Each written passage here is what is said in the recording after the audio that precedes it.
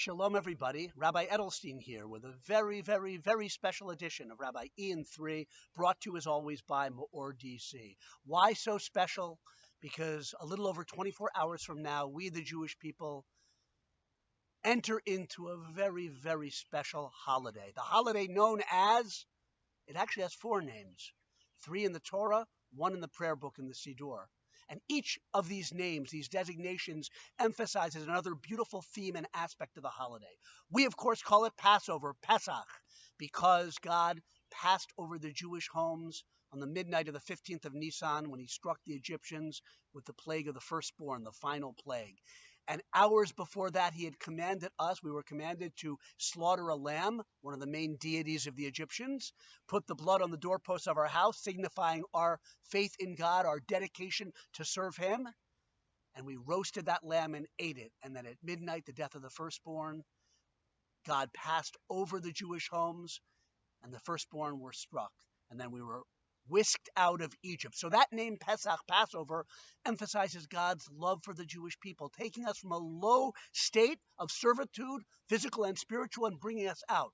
And of course, the exactitude of divine providence that the Jewish homes were passed over, even though we were interspersed among the Egyptians. That's the name called Pesach. Technically, it's actually the name of the offering we brought, not the holiday, but we call it Passover, Pesach.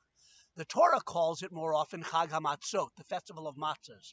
If Pesach is God's love for us, matzah represents our love for God, the bread of freedom, the bread that symbolized our yearning and dedication to follow, where no man ever went before, following God out and Moses leading us into the desert.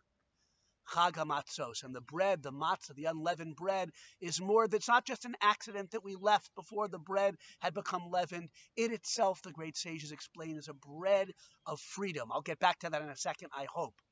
Very important, that point. Third, it's called Chodesh Aviv, the month of springtime. In the book of Devarim, Deuteronomy, God took us out in the spring, and we were commanded forever after to observe Pesach in the spring. And it's a beautiful spring day out here right now. Thank God, spring has arrived in D.C. And we actually alter the calendar because we have a lunar calendar, and 12 lunar months are shorter than a solar year. Had the Torah not commanded us to keep Passover in the spring, it would get earlier every year in the solar calendar, and we'd be observing Passover in the winter. But no, it's a springtime holiday. Spring, when the natural world comes to life again, is reborn, like the Jewish people were reborn when God took us out of Egypt. Finally, Zman Cherutenu, the time of our freedom. And if you look at the Haggadah and think about it tomorrow night, there's the movement from physical slavery to physical freedom. We were slaves in Egypt to Pharaoh. God took us out, and spiritual freedom. Our ancestors were idol worshippers, the Haggadah says. Avram's father was an idol worshiper, but now God has brought us close to his service. The movement from idolatry and a constricted, cruel worldview to serving the one and only God, the creator of heaven and earth. Those are the 4 names, and the bread, matzah, is a bread of freedom because it's free of the yeast, or what's called chametz, which the rabbis say represents the yetzer hara, the evil inclination. It's a beautiful night. Then every one of us has an opportunity to be lifted up beyond our normal restrictions. Each one of us, personal freedom in a spiritual sense. We relive the Exodus. It's a profound personal experience. And the Haggadah says we should see ourselves as if we're leaving Egypt.